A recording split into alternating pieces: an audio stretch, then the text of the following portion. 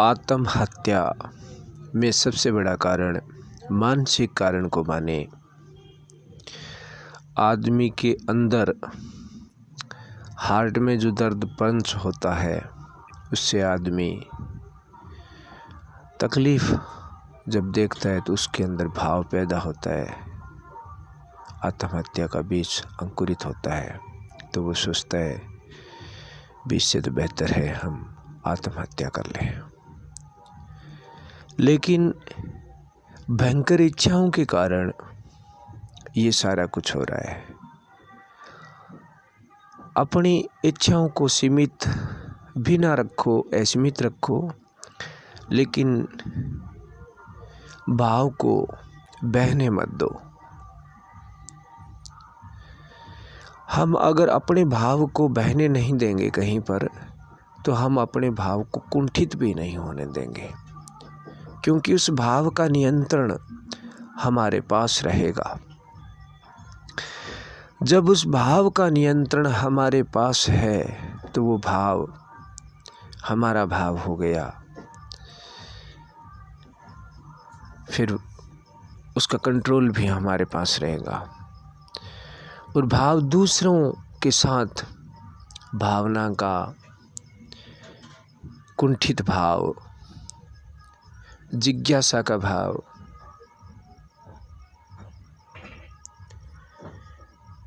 तो आदमी को इतना बौद्धिक और मजबूत कैसे बनाया जाए कि वो अपने आप को कभी कमज़ोर ना समझे और उसके भाव भी बड़े बुद्धिमानी हो। आज तो कानून का इतना बड़ा सहारा है,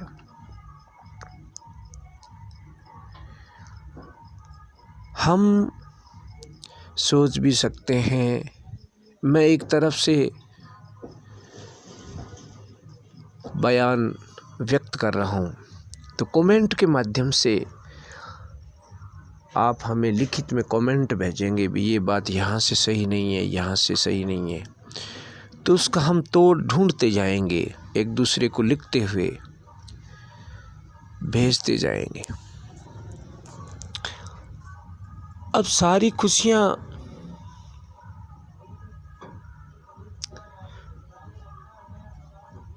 कैसे हासिल की जाए, किसे कहते हैं खुशी?